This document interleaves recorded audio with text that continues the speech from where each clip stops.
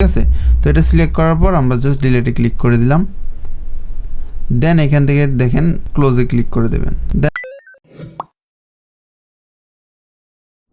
Hello everyone, welcome to another brand new tutorial. তো আজকে আমরা দেখব কিভাবে আমরা হোস্টিংয়ের কোনো একটি ডোমেইনকে ডিলিট করতে পারি। তো তার জন্য প্রথমে আপনারা চলে যাবেন আপনাদের যে কোনো একটি ব্রাউজারে এবং সেখান থেকে আপনারা হোস্টিংয়ে চলে যাবেন। তো আমি এখান থেকে হোস্টিংয়ে লিখে সার্চ করলাম।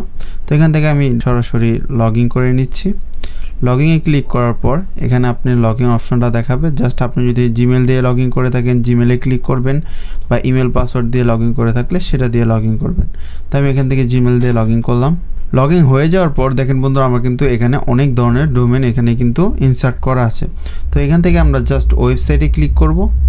ওয়েবসাইটে ক্লিক করার পর আপনাদের এখানে মানে এই হোস্টিংয়ে যতগুলো ডোমেন আছে বা এই হোস্টিংয়ের যতগুলো ডোমেন আছে সবগুলো এক এক করে কিন্তু শো করবে।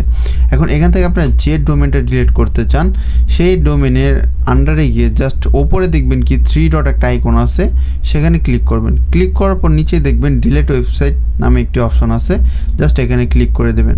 তো এখানে তারা কিছু টার্মস অ্যান্ড কন্ডিশন বলবে। এখানে বলছে ডিলিট যে ডোমেনটা আছে সেই ডোমেনটার নাম, দেন হচ্ছে ওয়েবসাইট। ঠিক আছে, দেন আপনাদের এই টিক চিহ্নতে ক্লিক করতে হবে। এখানে বলছে I understand that all data storage on this website and its subdomains. তো এখানে মেনলি বলা হয়েছে যে আপনার যত ইমেল আছে, ডোমেইন আছে, ডাটাবেজ আছে, বা মেসেজ আছে, অর্ডার লিস্ট আছে, যা কিছু আছে সবগুলো কিন্তু ডিলিট হয়ে যাবে। এটা আপনি কি এগ্রি করছেন? আপনি যদি এগ্রি করেন তাহলে এখানে টিক চিহ্নতে ক্লিক করেন।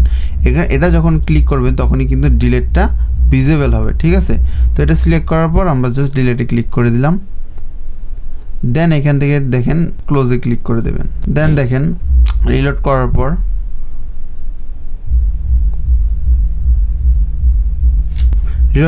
দেখেন এখানে কিন্তু আমার দুটো ডোমেন ছিল, এখন কিন্তু জাস্ট একটি ডোমেন আছে, আরেকটি ডোমেন কিন্তু কেটে গেছে। তো আশা করি ভিডিওটি আপনাদের ভালো লাগছে। ভিডিওটি ভালো লাগলে অবশ্যই একটি লাইক করবেন। আর আপনাদের হোস্টিংয়ের সম্পর্কে যদি কোনো ধরনের কোনো সমস্যা হয়, বা ডোমেন থেকে শুরু করে হোস্টিং থেকে শুরু করে আমাদের এর আগেও কিন্তু কয়েকটা ভিডিও দেওয়া আছে কীভাবে হোস্টিং ডোমেন কানেক্ট করতে হয় বা এক্সেট্রা। আপনার যদি কোনো কিছুতে সমস্যা হয়ে থাকে অবশ্যই আমাদের কমেন্টে জানাবেন, সেটা নিয়ে আমরা ভিডিও করার চেষ্টা করব। Thanks for watching this video.